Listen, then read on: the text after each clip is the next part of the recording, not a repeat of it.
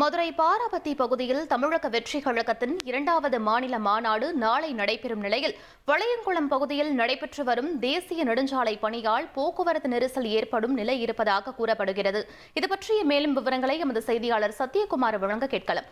வணக்கம் சத்யகுமார், தற்போது போக்குவரத்து நெரிசலை சீர் செய்வதற்கு ஏதேனும் நடவடிக்கை என்பது எடுக்கப்பட்டிருக்கிறதா? கள தகவல்கள் என பதிவு பண்ணுங்க. வணக்கம். இந்த தமிழக வெற்றி கழகத்தின் 2ஆம் மாநில மாநாடு மதுரை தூத்துக்குடி தேசிய நெடுஞ்சாலையில் உள்ள இந்த பாரபத்தி பகுதியில் நாளை நடைபெற உள்ளது. அதற்கான பணிகள் கடந்த சில வாரங்களாகவே தீவிரமாக நடைபெற்று வருகிறது. இந்த தாவேகா மாநாடு வரும் 25ஆம் தேதி நடத்தப்படும் என்று அறிவிக்கப்பட்டு காவல்துறையினர் அறிவுரையின் காரணமாக 21ஆம் தேதிக்கு மாற்றியமைக்கப்பட்டது. இந்த நிலையில் பார்த்தோமேனால் இந்த மாநாட்டிற்கு தமிழகத்தின் பல்வேறு மாவட்டங்களிலிருந்து லட்சக்கணக்கான தொண்டர்கள் பங்கேற்பார்கள் என்று எதிர்பார்க்கப்படும் சூழலில் இந்த மாநாடு நடைபெற உள்ள இந்த மதுரை தூத்துக்குடி தேசிய நெடுஞ்சாலையில் வளையங்குளம் பகுதியில் பார்த்தோமேனால் நெடுஞ்சாலைத்துறை சார்பாக இந்த நெடுஞ்சாலையை அந்த வளையங்குளம் நெடுஞ்சாலையை சீரமைக்கும் பணிகள் நடைபெற்று வருகிறது.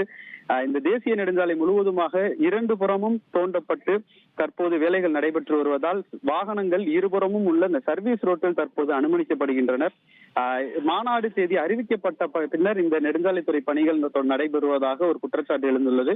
மேலும் நாளை மாநாடு நடைபெற உள்ள நிலையில் பல்வேறு மாவட்டங்களில் இருந்து, அதாவது குறிப்பாக பார்த்தோமேயானால் இந்த மேற்கு மாவட்டங்களான இந்த கோயம்புத்தூர், திண்டுக்கல் போன்ற மாவட்டங்களாக இருந்தாலும் சரி, இந்த விருதுநகர், திருநெல்வேலி உள்ளிட்ட மாவட்டங்கள், அதைத் தொடர்ந்து திருச்சி, சென்னையில் இருந்து வரக்கூடிய மாவட்டங்களில் இருந்து இந்த தொண்டர்கள் வரும்போது இந்த ரோட்டை தான் பயன்படுத்துவதற்கான வாய்ப்புகள் உள்ளது. எனவே இந்த சாலையை பயன்படுத்தக்கூடிய காரணத்தால் இந்த சர்வீஸ் ரோட்டில் அதிக வாகனங்கள் செல்லும் போது அதிக போக்குவரத்து நெரிசல் ஏற்படக்கூடிய வாய்ப்புகள் உள்ளது. ஏற்கனவே இந்த சாலையை சீரமைக்க கூறி தமிழக வெற்றி கழகத்தின் சார்பாக நெடுஞ்சாலைத்துறையிடம் கோரிக்கை வைத்ததாகவும், ஆனால் தற்போது வரை இந்த சாலை பணிகள் முழுமையாக நடைபெறாததால் இதனால் நாளை பெரும் போக்குவரத்து நெரிசல் ஏற்படுவதற்கான வாய்ப்புகள் ஏற்பட்டுள்ளது.